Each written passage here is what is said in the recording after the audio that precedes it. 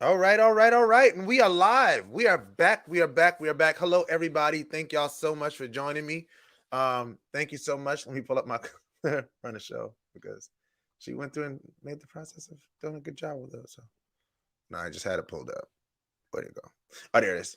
All right, all right, all right. Welcome, everyone. We have a great show for you tonight. I just want to start off by saying happy Black History Month, of course, Black 365. But in February, we specifically shout out to Carter G. Woodson for creating this month to just specifically focus on the achievements and accomplishments of African Americans in this country, in this world, and beyond. And so happy Black History Month to you. We're going to give a few minutes to everybody to join the conversation. But we're going to have a very special guest tonight. We have Mr. Henry Ravenel, the CEO of the Southeastern Chamber of Commerce. So please share this with your friends. We're live on Facebook, Twitter, and YouTube. Share, share, share. And we will be getting started in about a minute. Please go ahead and share this out. I'm going to share it on my personals as well because we are out here. If you're in here, go ahead and say something in the comment section so I can see you because I never know who's watching until somebody says something and then I'm like, oh, they're watching. Share, share, share. Make sure you are sharing. Let's see.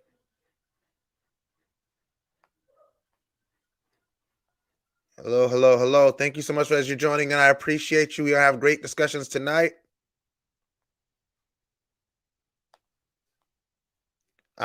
Hopefully y'all have some questions. I see y'all coming in. You can put some comments in the comment section. Let us know. Say hi. Tell us what city and state you're coming from. Just in case you're from out of state, give us what city and state you're in the comment section. Hit us with a like. Hit us with a share. All of those are appreciated. All of those are appreciated. And I'm going to do the weird thing that people do and like my own post because, I guess I want people to watch it. So I should like my own post. All right. I've done that. All right. Let's roll it.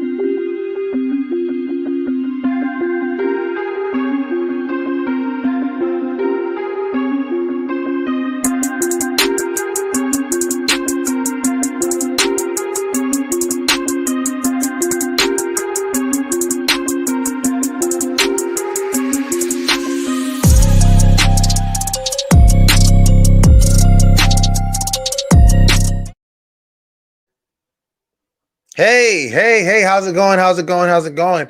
And we are back. We are back. We are back. Welcome to the February. Geez, easy for me to say. Welcome to the February 10th episode of Campaign Conversations. And we have a lot to talk about tonight. I want to start off with just some campaign updates. We are 96 days away from the special election.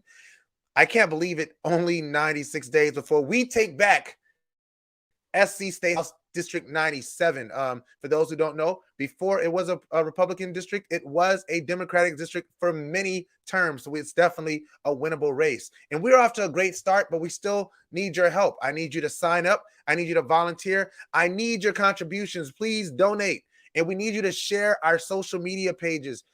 We need whatever amount of help that you individually can offer. Now, we know that you are seeing some signs pop up. If you live in District 97, especially in the Somerville area, you're starting to see signs pop up around town. We want to be clear about one thing. So there is a Republican primary that's taking place on March 8th. So you're going to see their signs and material popping up around town, but don't count us out. Our election is on May 17th. Now, I also want to make sure that if you want to see me have more signs, I need you to help make sure that we have more money. Go to our ActBlue account, which we're going to share in just about a second. Go to our ActBlue account and make sure you donate tonight.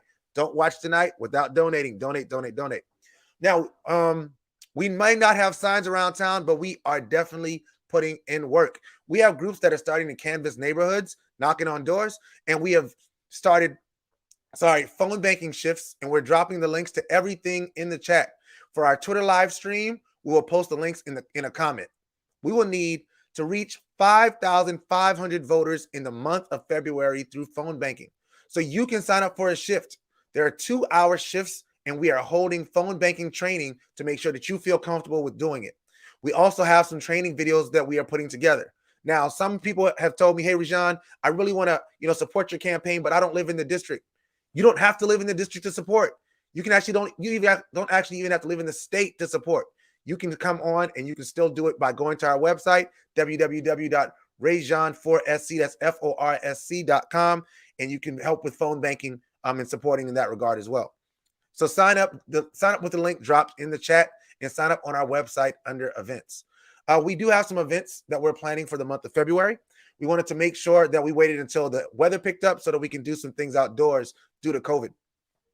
We are planning some great events in the Colleton County with the Colleton County Democratic Party, as well as the Dorchester County Democratic Party. So shout out to them for helping us out and doing amazing things in their individual counties.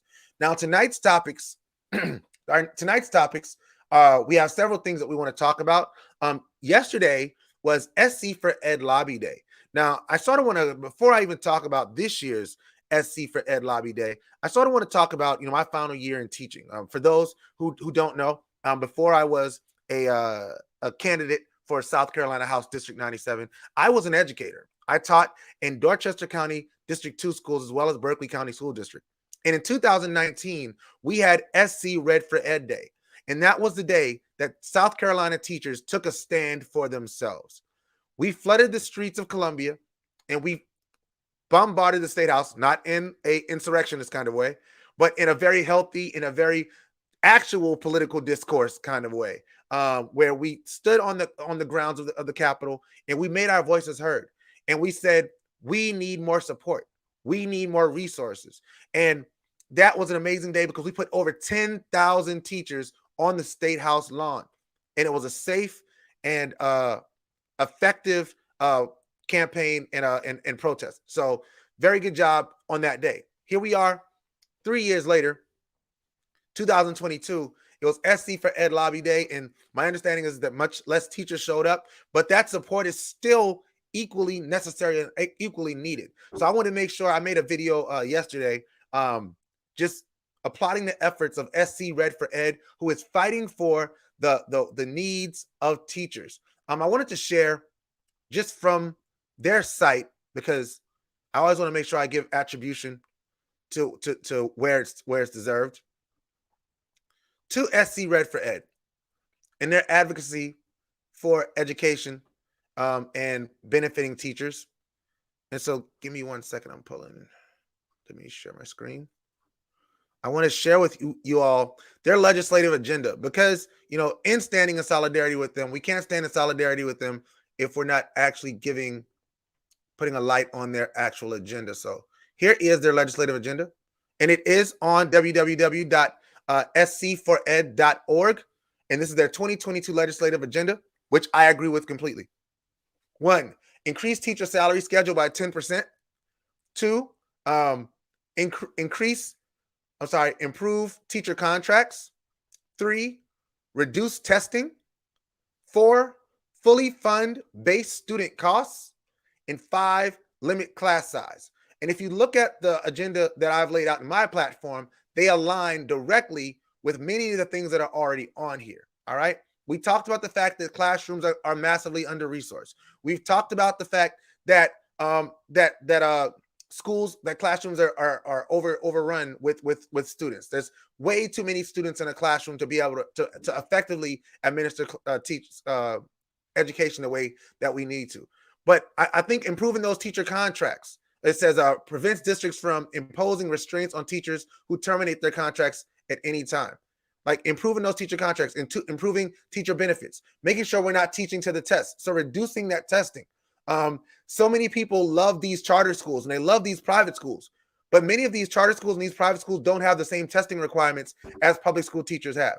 And I think this is definitely a legislative agenda that we should all be getting behind, whether you're a Republican or a Democrat.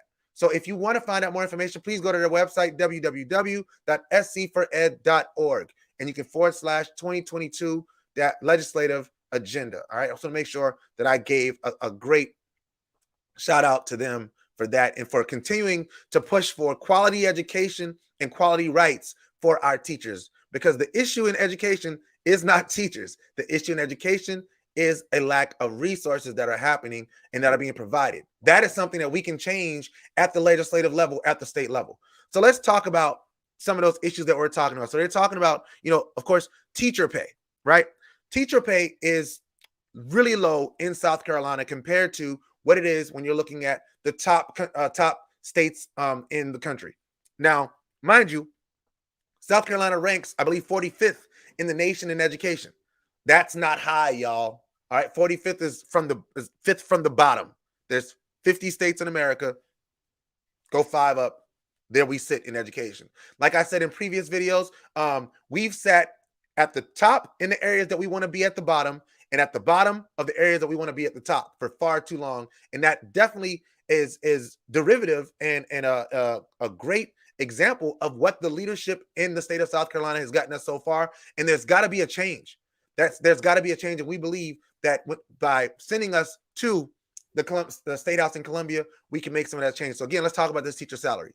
So in Dorchester District 2, the district where I taught, again, great teachers, great administrators, but the resources, right? Their starting pay for a teacher fresh out of college, bachelor's degree, is $39,723. That's in Dorchester District 2. Now, in Dorchester District 4, it's $39,686 fresh out of high school, right? I mean, fresh out of college, not fresh out of high school. We do not have teachers fresh out of high school. And then Colleton County is less, $36,868. Now, put that in comparison with our statewide average, which is roughly $36,000. So you may say Dorchester District 2, Dorchester District 4, and even Colleton County are right at the average for the state. Well, let's compare that to the national average, which is about $44,000 for teachers coming straight out of college.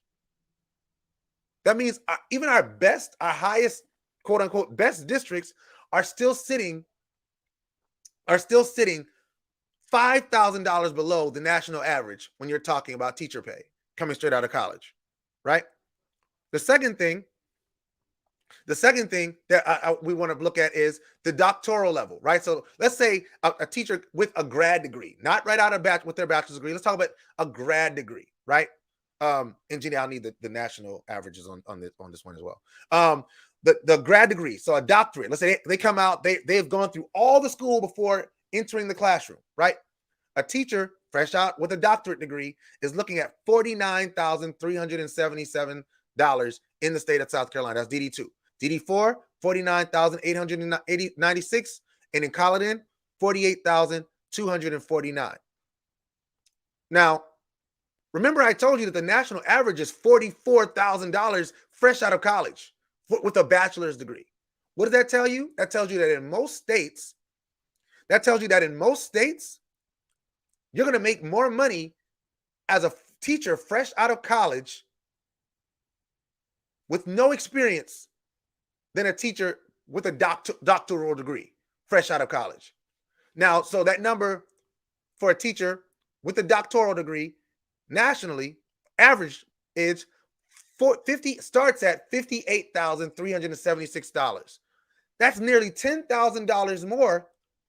The national average is roughly $10,000 more than it is here in the Low Country.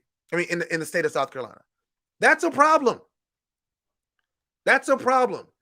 Where can we make that change? we can make that change at the legislative level. So let's look at what's been happening when we're talking about making education better in the state of South Carolina. Well, one, we don't look for these opportunities when these opportunities come. And again, let's look at the fact that we have a Republican-run Congress, Republican-run House in the state, Republican-run Senate in the state, and Republican-run governorship in the state. They control all three houses. Again, we're woefully below where we are. At this point, I want to talk to teachers. And then we're going to sort of spin it into something else. Teachers,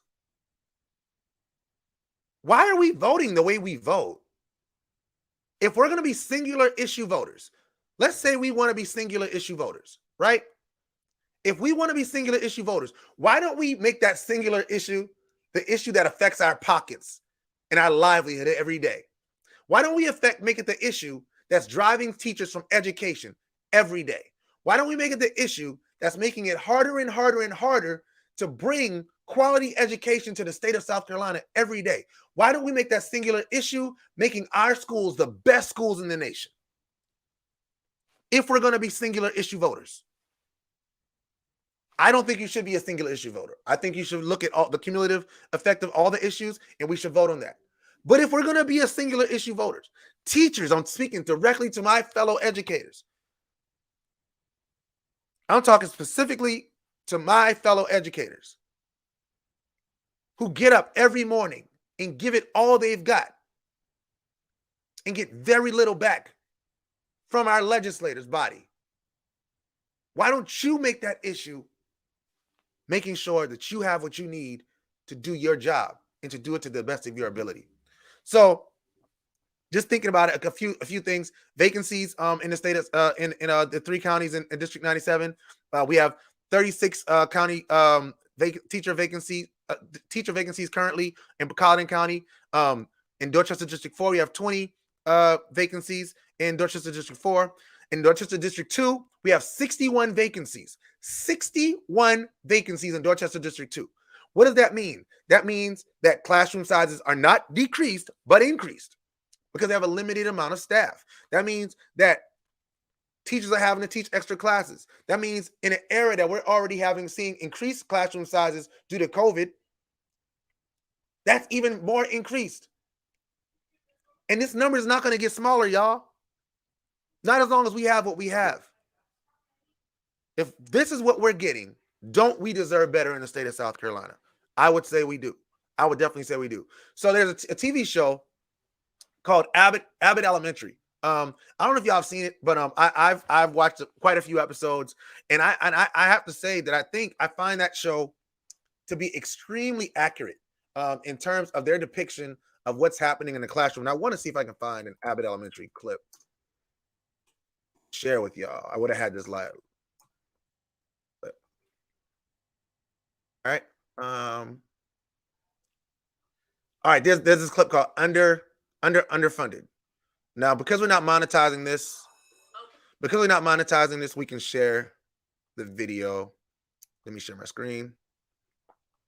Chrome tab, Underfunded. Share tab, audio. I want to share this video with you guys. It's from Abbott Elementary.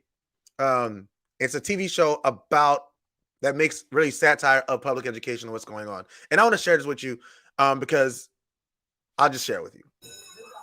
Okay, everyone, please stand for the Pledge of Allegiance, except for Andrew, who is taking a principled stand against nationalism. I'm Janine Teagues. I've been teaching second grade here at Abbott Elementary for a year now. The staff here is incredible. There is a 7-year-old custodian who voted for Kanye teaching social studies. That's who runs the world, kids. The main problem in the school district is no money. There have been 3 presidents since this one. It's an old book. Here's where I taped in the others. I'm looking for Miss Coleman. Hello. Sup? Oh, I thought one of my colleagues here hired a stripper for me. Okay. I care about whether or not I can make a change. We care so much, we refuse to burn out. Otherwise, you open up a whole nother Panera's box of problems. I think you mean Pandora's box. No, I'm pretty sure it's Panera's box. 10 potatoes, and you take away 2 of them. How many potatoes left? I don't like potatoes.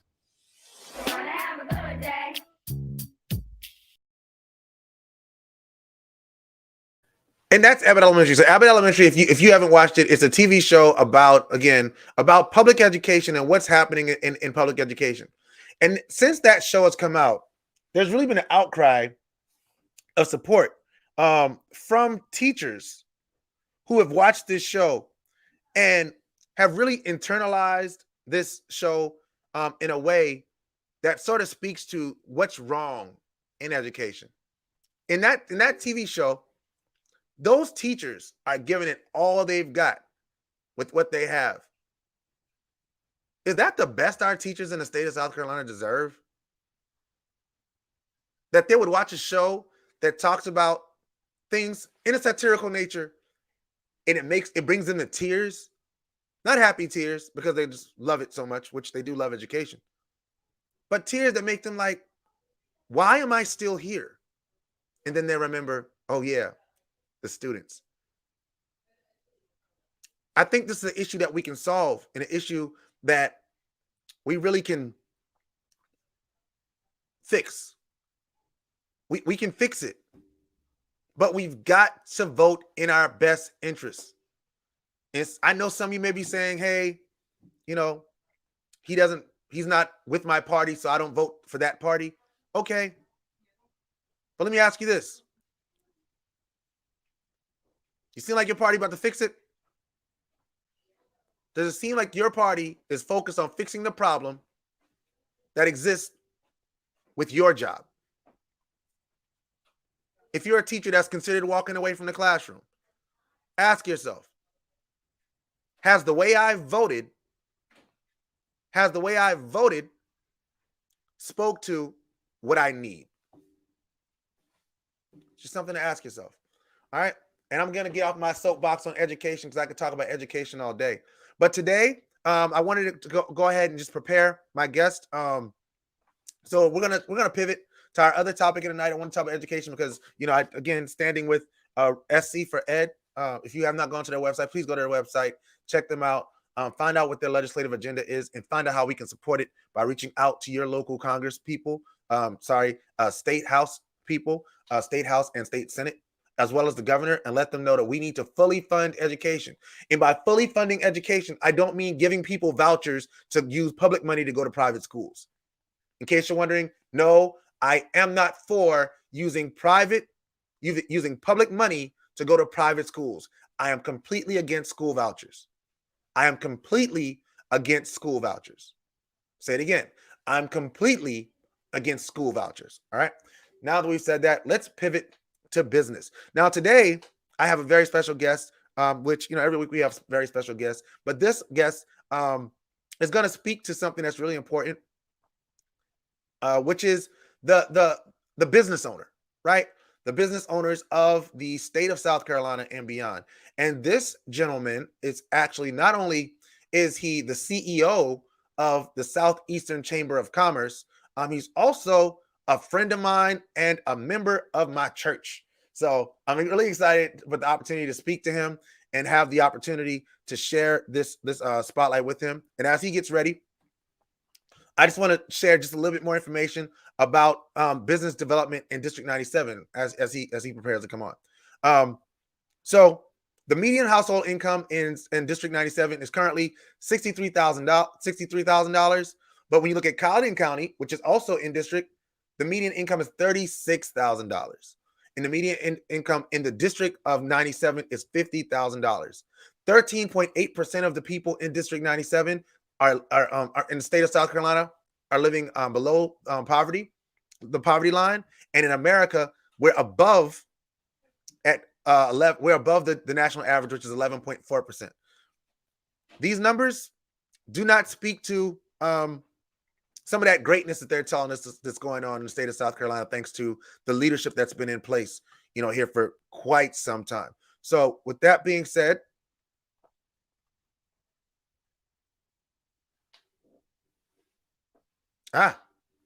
great point, Tracy Ellerby. I see you. Let me come back to that. She says, that's if those teachers' children are in the public school system. If not, then they voted in the best interest of their own children in private schools, not ours in public schools. Good point. Thank you for sharing that. Absolutely good point. All right. So without further ado, I'm going to bring on the CEO of the Southeastern Chamber of Commerce, Mr.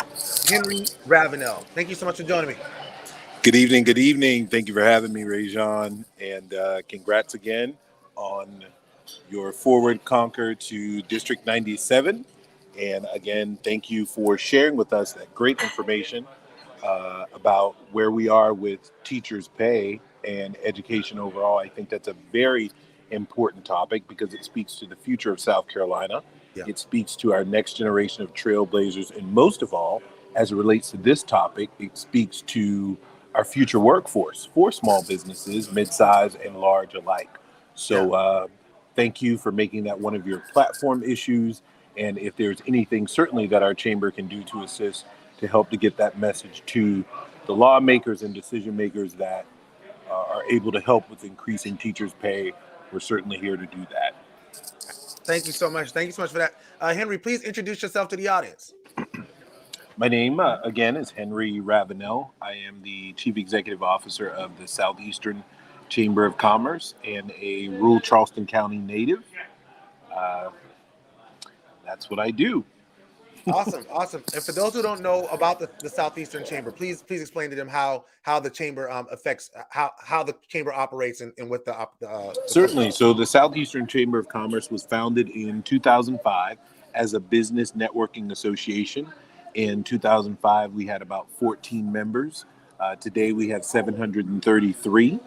I was inducted as the CEO and founder in 2005 by the U.S. Majority Whip of the House, Jim Clyburn. And I have been working at it ever since. The chamber has 7 divisions across the Southeast, to include 4 there in the Charleston area, which makes up St. Paul, which is Hollywood, Ravenel, and Megget. Our West Ashley District and West Ashley Chamber, which makes up everything west of the Ashley River in Charleston. We have our Connect 4 division, which covers Cane Bay, Carnes Crossroads, Nexton, and Ridgeville. In Alexandria, we have our Alexandria division, our DMV Regional Chamber, which cover the District of Columbia and DC, and parts of Maryland and Virginia. And then last but not least, our Brookhaven and Sandy Springs division in Atlanta Metro, Georgia. So we have been busy over the years. In 2010, we became a 501c6, which is a membership-based nonprofit and international trade organization, and have just been growing small business improvement areas ever since.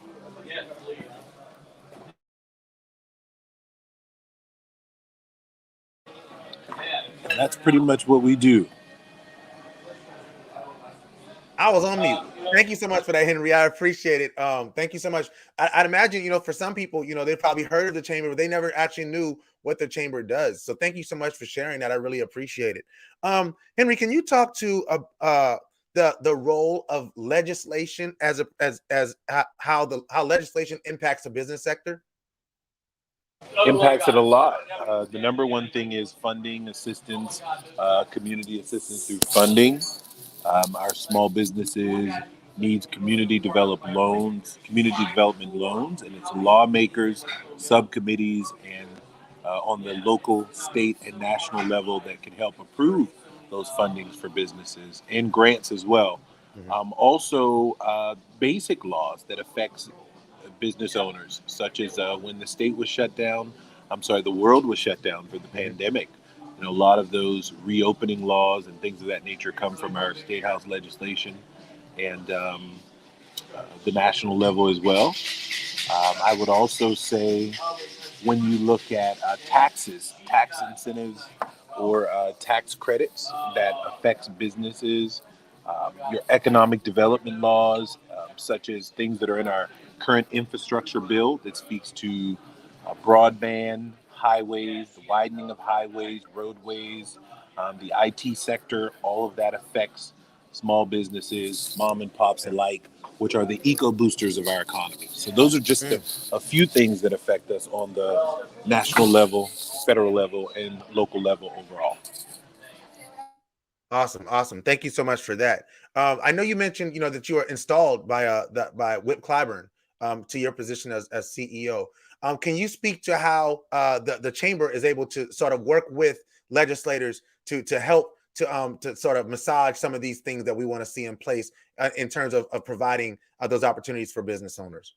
Absolutely. So chambers should always have a lobbyists in place that work together strongly with legislation on public policy initiatives, things that affect the business. And so working along with offices like the Clyburn administration and many other, we're able to help cultivate some of those laws into place as it relates to public policy. Public policy is the main sector because you can advocate in front of local, state, and national government on behalf of your businesses. I'll just use it as an example. I'm sorry, on behalf of your members. I'll use it as an example in the West Ashley Chamber. There was an issue recently where our local government was trying to reroute a highway that would affect a shopping center that had about 17 chamber members and about 24 out of the 24 altogether, but 17 were chamber members, but 24 small businesses. A simple turn into a shopping complex can affect whether or not consumers or potential customers will come in there and purchase their goods and services. A chamber advocates on behalf of those businesses, and they work with legislation. They work in front of local, state, national government to say, hey, I think we need to look at this a different way. They're the voice of small businesses. So whether it's turning into a shopping center and making sure that a median or turning lane is in the right place, or whether it's advocating for right services, tax breaks, leasing incentives during the pandemic, where a lot of small business owners that rent in shopping centers or rent their parcels or pieces of land or places where their business are just weren't able to afford rent. We advocate in front of local, state, national government on assistance for a lot of these small business owners. And those are just a few examples, ReZsaun, of what we do on the public policy level. Awesome. Thank you so much for that.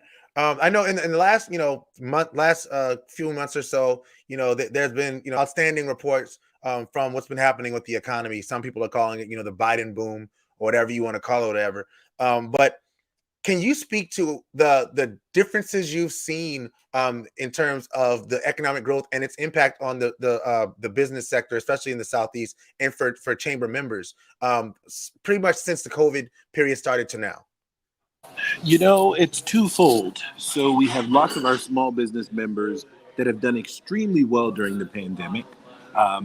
This is prior to the SBA assistance, the PPP, the EDIL, and all of those type of funding assistance, but just mainly depending on the industry, they've done extremely well. And then we have another side of our small business owners and members that have struggled with a very, very popular issue, and that's workforce development, getting people to come to work, stick to work. And we know in the food and beverage and hospitality industry, our members have seen a big hit in that area.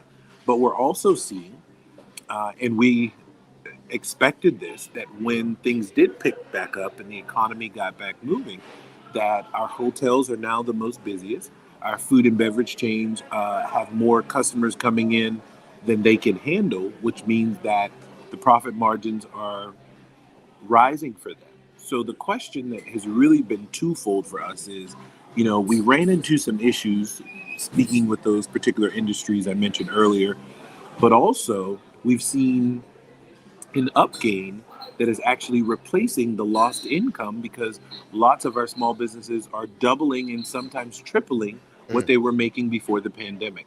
So it's twofold, but we as a chamber have put in programs and services to help all businesses, no matter whether they're gaining or not, from the small mom and pop automotive center all the way to your luxury hotel that may sit in the peninsula of the city.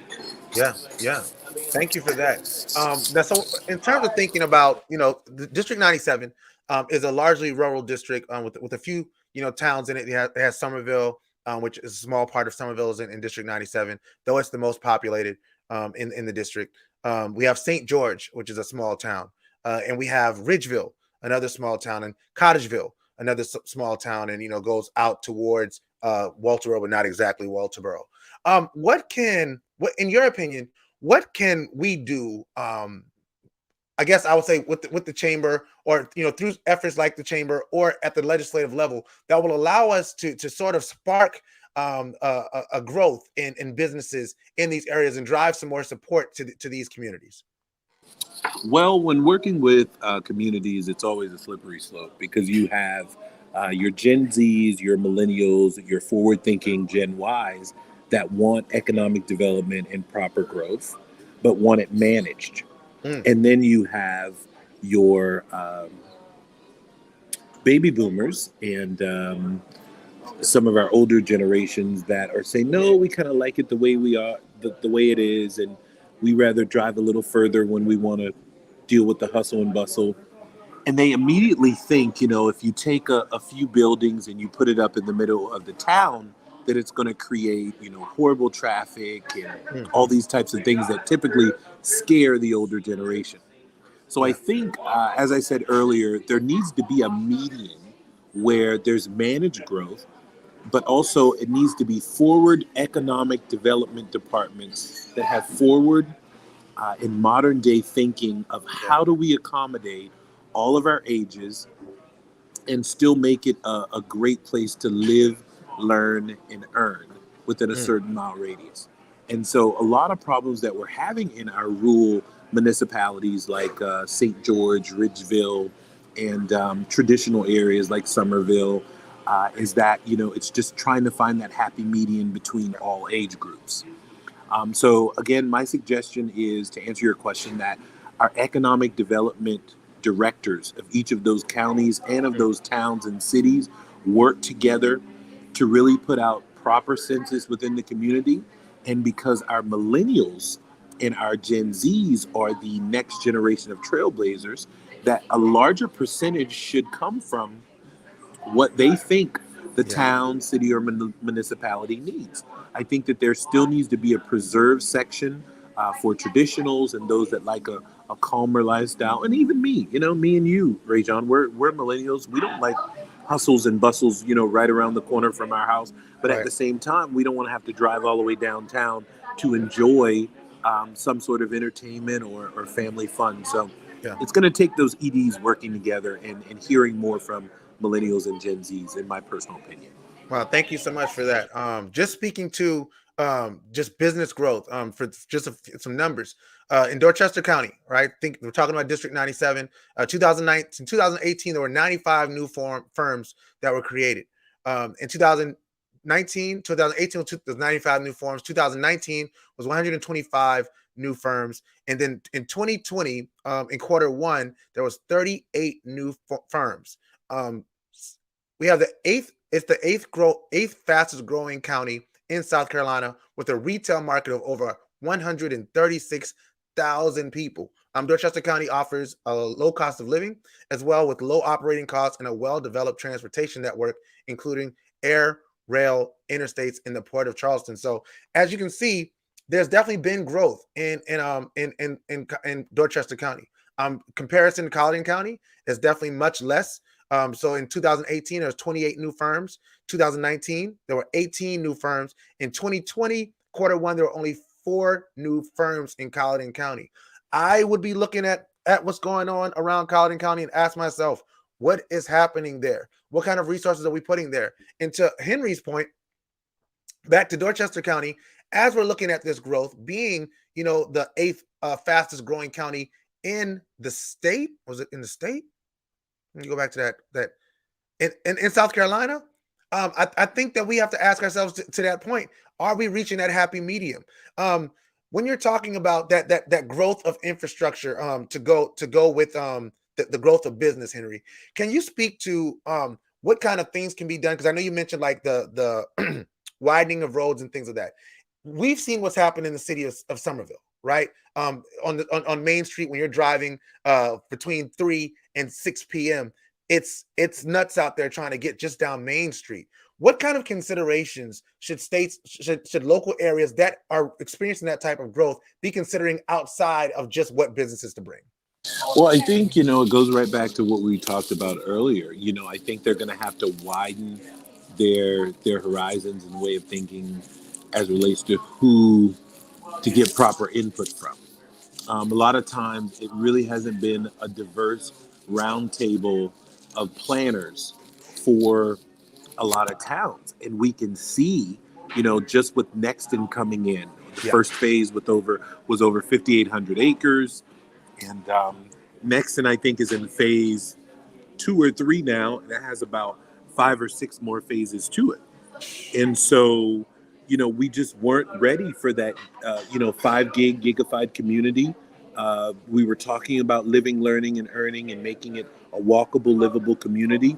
But when we realized, how much the amount of luxury apartments and houses that were going back there matched with, roads and means and interstate and traffic, I just think that a lot of different entities, I wouldn't say did a poor job, but did a slow job of really, taking a look at what it would take for this growth. I think we were from the South Carolina Department of Commerce we attracted Boeing and we attracted Volvo. For those of you that don't know, when these companies come to South Carolina, they all have to sit down and sit in front of a boardroom there with our South Carolina Department of Commerce.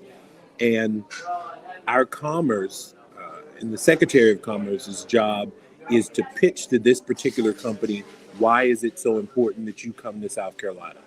Like ReZsaun read earlier, we have railways, we have energy, we have water, we have all the things that we think your manufacturing company would need. And we're going to offer you some tax incentives as well to locate Boeing in North Charleston, to locate Volvo in Ridgeville or Berkeley County, to locate Google out there in Berkeley County. These are the things that the South Carolina Department of Commerce presents.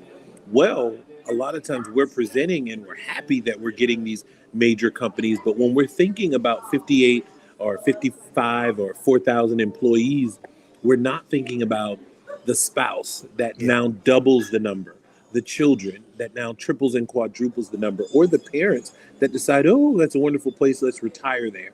So I think we didn't factor in, we looked at 4,000 employees, but we didn't realize that number could triple. And that means more cars, more people, and, more developers that are going to be eyeing the place. And we had like 5 or 6 towns that didn't have economic development planners.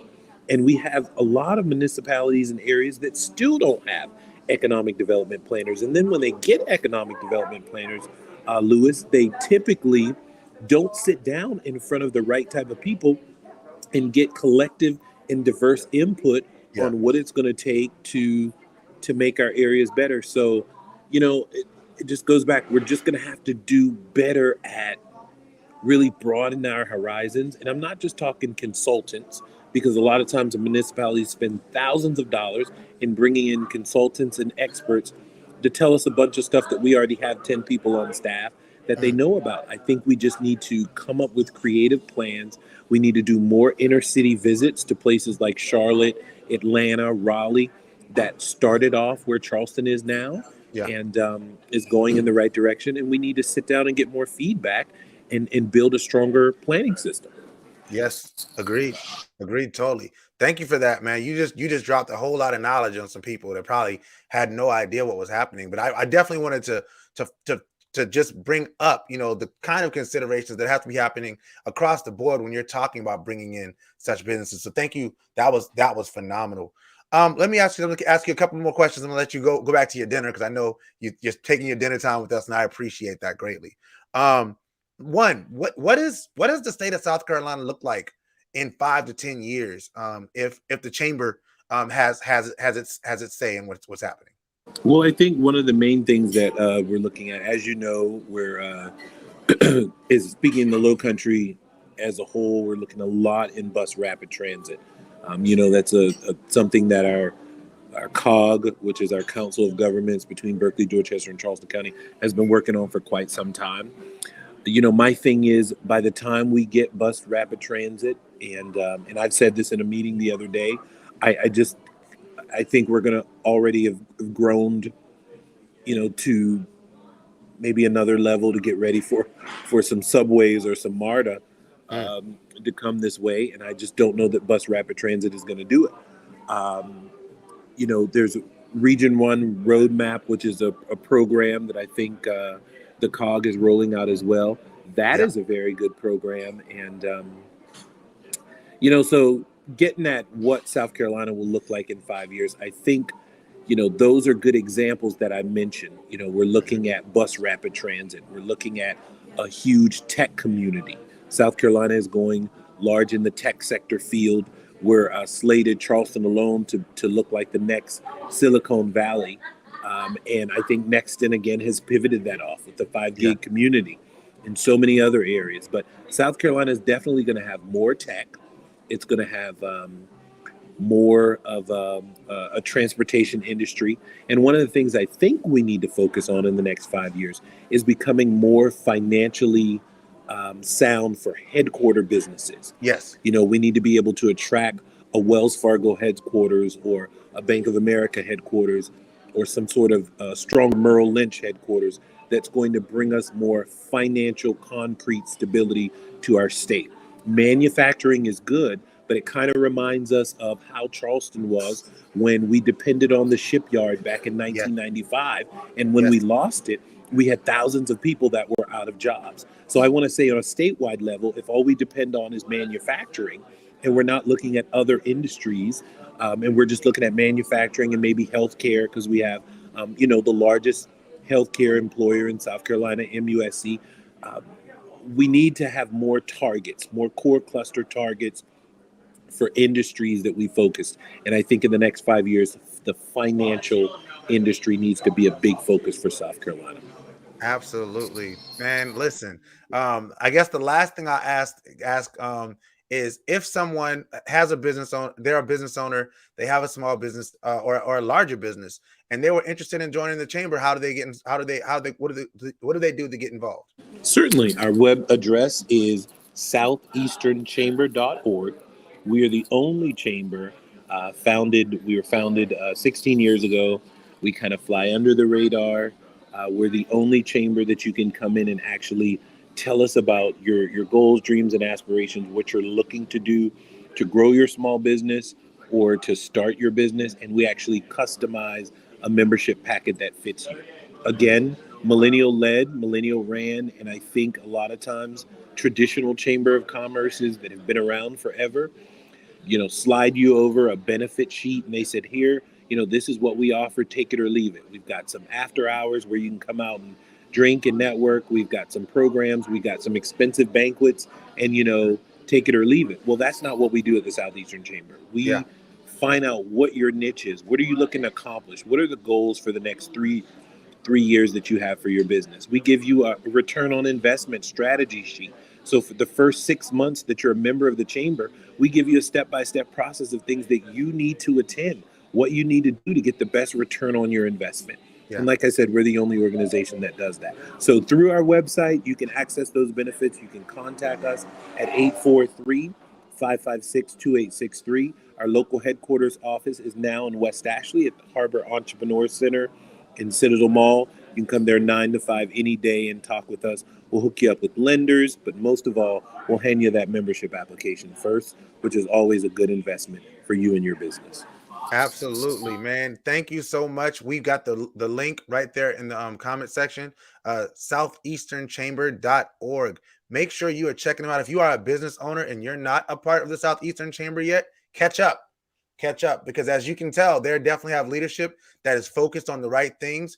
And when we're talking about the right things, we're not talking just for now, but for the future. He's definitely somebody who has an eye on the future, and he's someone I'm definitely very blessed to have on, at a phone call away at any given time. So thank you so much. Thank you so much, Henry. Certainly. Anything you want to share before we close? I just want to say thanks for having us, and really, really appreciate best of luck to you and District 97 in this upcoming win. And we look forward to working with you in the future. And most of all, I'll see you soon at church. Yes, sir. I will see you soon at church. Yes, sir. New Bethel.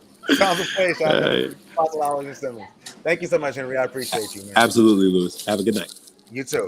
All right. So that was Henry Ravenel. That was my guest for this evening. Y'all know every week every week since the first week, I think, we've had guests that have come on. And what I really want to do, just being completely frank with you, is to know that we are having conversations that are centered around the campaign trail, actually laying out platform issues, actually talking to people who are operating in these sectors to find out, how do we make the changes that we want to see happen? How do we build the South Carolina that we want to see existing 5, 10, 15, 20 years from now? We've talked to people in the field of education. We've talked to elected officials. We've talked to people in the business sector. And next week, we're going to be talking about domestic violence and how South Carolina rates, again, at the bottom where we should be at the top, and at the top where we should be at the bottom in far too many areas. When we look at the people who are in leadership, we have to ask ourselves, if the people that we've selected over and over and over again, how are we expecting different results if we're doing the exact same thing? Do you know the definition of insanity?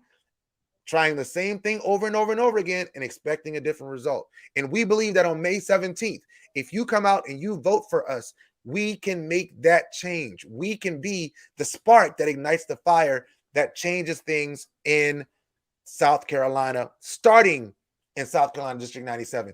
I see our Black Caucus Chair, South Carolina Black Caucus Chair, Mr. Brandon Upson in the comment section. Thank you so much for joining me, sir. I greatly appreciate you. But we're here tonight. Just again, every week we do this. I think next week we're gonna do a 1 o'clock because we've been doing the 8 o'clocks. But we want to make sure that we're giving people who can watch earlier the opportunity to watch. But you can always rewatch on replay. Okay, you can always rewatch on replay. Next week we'll do a 1 o'clock, and then we'll come back to later in the evening.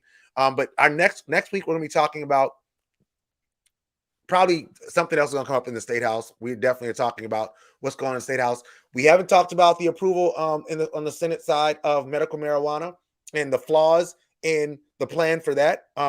If we're going to approve medical marijuana, there's some things that we should definitely be doing in addition to approving medical marijuana, in addition to especially decriminalizing marijuana and making sure that marijuana is available in all of its forms.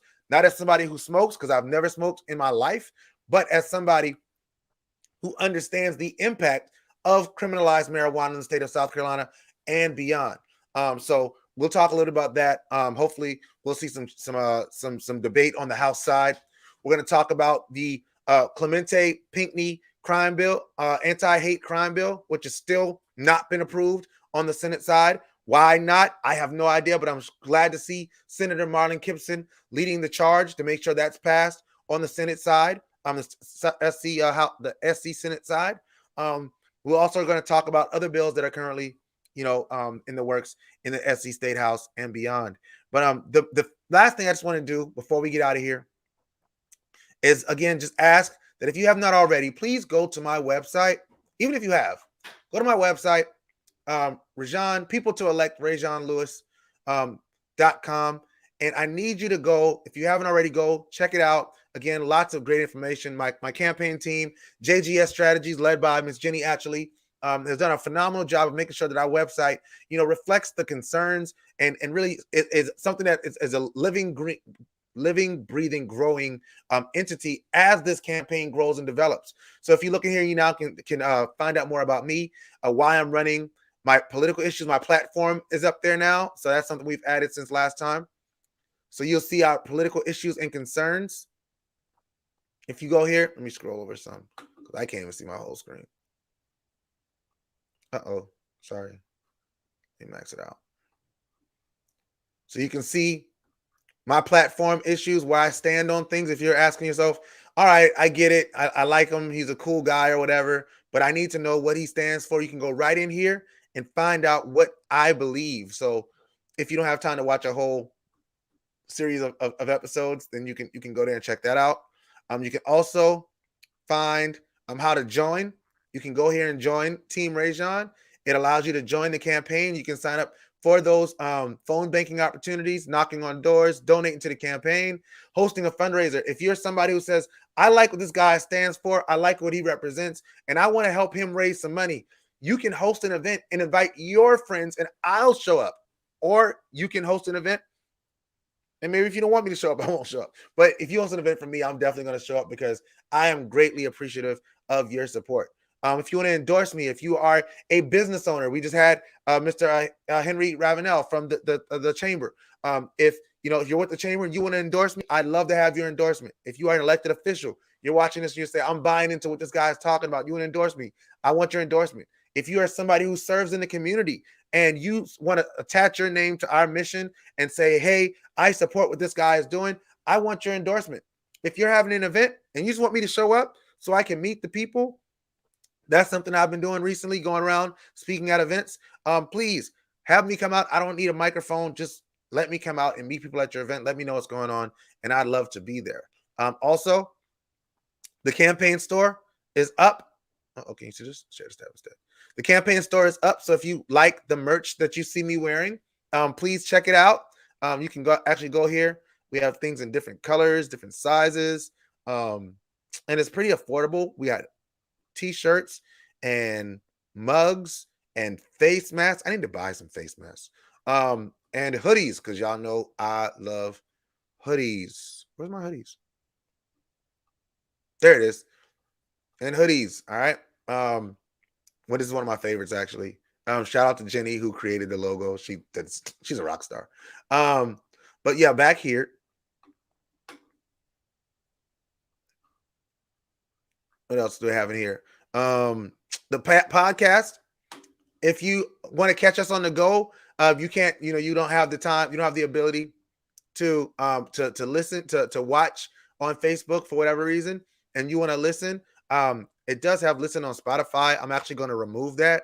I am standing against Spotify. Just this is not a platform issue, but based on what we've seen and the words from Mr. Joe Rogan, I have canceled my Spotify account, which I actually did a while ago, but I'm also going to remove that from here. Please don't listen to my podcast on Spotify if you're going to listen on Spotify. All the other options are completely acceptable. I mean, if you want to listen on Spotify, go for it, but I'm asking that you don't listen on Spotify. But you can actually find all of the episodes of the campaign conversations leading up to tonight. And upcoming events. We have that here. I mean, you can see here that we have phone banking opportunities available. You can RSVP to do that. You can also meet me at on February 26th at the Blue Bash, which is taking place in Walterboro at the market. I forget the name of the market. The Market and Museum. It's in Walterboro. So I'd love to see you all there. If you can come out, I'd love to meet you. Come up, shake my hand, say, "Hey, ReZsaun, I've been following your campaign, and I have some interest in supporting you." Or, "Hey, ReZsaun, I've been following your campaign, and I think you have some areas of improvement that you can make." And I'm down for hearing that. I'm not somebody who has to be told how great I am all the time.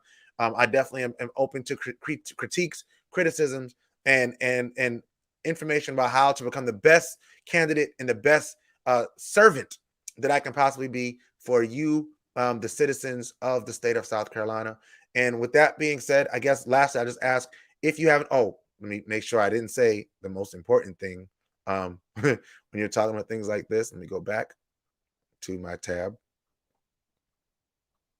I'm sorry. The most important thing, please, please, please go to donate. Go to my Act Blue. Make sure you go to secure.actblue.com/donate/ReZsaun4SC. And you can go here and you can donate different amounts. You can donate once or you can donate monthly. For each election that I'm involved in, there's a max of $1,000 that you can donate for that campaign. Now, I understand that times are hard and you may not have a whole lot of money, but I'm going to make this plea. And I want to make sure you can see me as I make this plea because it's important, right? So my Republican opponent, whoever they may be, is going to have a machine at their side. Now, I'm not saying that to say that they're Republican or that they're bad because they're Republican. I'm just stating that they will be Republican. I'm running as a Democrat. I think I've shown that, despite the fact that, you may disagree with Democratic principles or, what you may feel about Democrats, I feel like I've shown that I'm somebody who's willing to listen, regardless of party allegiances and party alliances. I believe that I've shown myself to be somebody that is willing to reach across the aisle and work with anybody from any background to get it done for the state of South Carolina. But the person I'm going to be running against will have more resources than I am. I'm resolved to that. Just based on what I've seen at the onset. The first month, we did a great job as a first-time campaign with very little support from outside of the campaign, and raised $6,600. But I happen to know that one of my potential candidates, potential opponents, raised $68,000 in a matter of days. A matter of days. So I am running under the assumption that I will be out resourced. I will not be out campaigned, though. I will not. And so when you see things like, you want us to have campaign signs, you want us to be able to send out campaign flyers, you want us to be able to, hit all the entire district and be in all these places and do all these things, understand that requires support. Now, you may not have a whole lot to give, but anything that you can give, we appreciate and we will gladly accept, because every single dollar matters. Every single dollar will be used to make sure that we are putting every effort forth to win this election and to make this district one that is going to represent the interests of all the people of the state of South Carolina. All right. So I'm going to ask that you go to my Act Blue and make a donation. I'm also going to ask that if you're going to make a smaller donation, $5, $10, $15, $20, $25, that you make that a monthly donation. Make that a recurring donation that will come out without you even thinking about it. If you can do that, if 100 people, again, donates $10 a month, that's $1,000 we can bank on for our campaign. If 100 people donates $10 a month, that's $1,000 that we can count on every month. If we get to November, if we get to May, and we have a representative that doesn't represent our interests, it won't be because we didn't have an option that represented our interests. It will be because we didn't support and we didn't vote for the candidate that represents our interests. So I'm going to ask again that you go to my Act Blue. I know the link's up here somewhere, right there. secure.actblue.com/donate/ReZsaun for FORSC. Thank y'all so much for your time. My voice is going out a little bit, so I'm going to go ahead and end this video. Plus, it's past 9 o'clock. But thank you to everybody who watched. If you're just tuning in, please go back to the beginning. Check it out. We had a great conversation with Mr. Henry Ravenel, CEO of the Southeastern Chamber of Commerce. Thank you so much for coming on. Thank you for your support. And everybody who watched, thank you. You didn't have to, but you did. And that means a lot to me. We will win this seat back.